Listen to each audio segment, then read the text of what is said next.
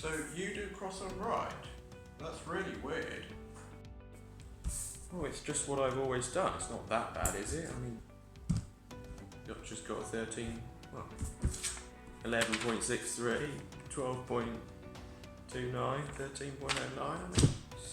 Yes, but surely it'd be faster if you used cross and bottom. I mean, after all, it's what all of the top cubers do, isn't it? Except the ones that use root.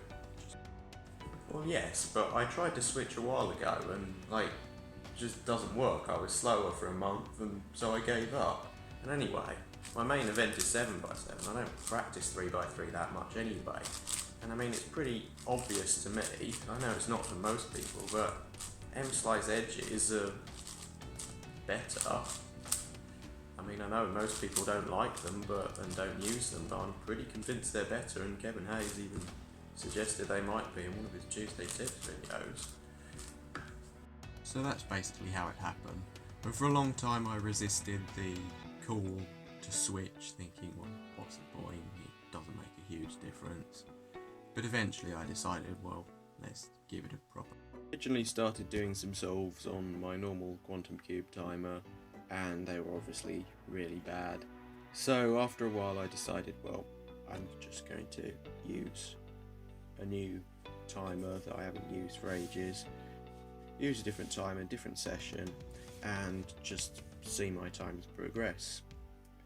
And slowly but surely they started to get faster and faster, until eventually I was averaging about what I averaged before.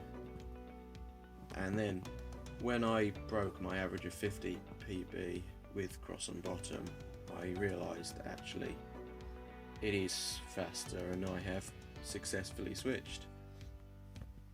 And yeah, eventually my average of 1000 dropped below 12 seconds, and my average of 100 PB was also broken.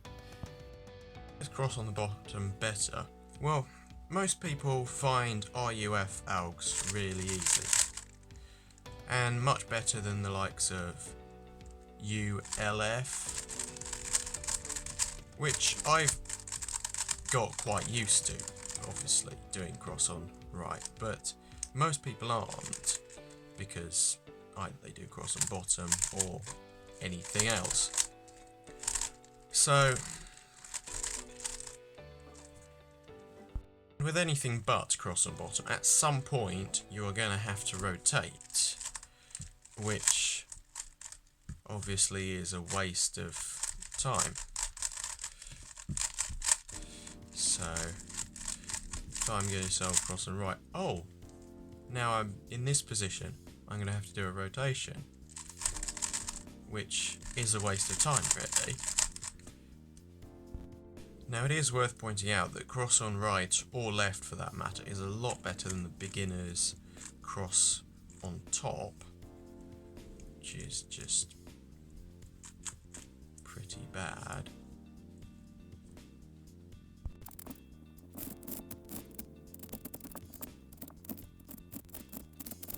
But ideally you should switch to cross and bottom as soon as you start learning F2L really, instead of waiting until you average 12 seconds. Because if you wait that long it becomes a lot harder to switch, and it's just not, it's worth it, but it's a lot harder. So now I'm finally beginning to average what I used to average with cross on bottom, as I used to with cross on right. I still can't plan X crosses with cross on bottom like I used to be able to, but I think I'm slowly getting there. Obviously I can plan the entire cross, and yeah, over time, if I start using inspection time a bit more and start practicing that, I reckon over time I will be able to do cross on bottom with planned X crosses, but that'll be a while, sadly. So what did it take? About 2,500 time solves, and probably another 2,500 untimed solves, and that was just about enough to make the switch.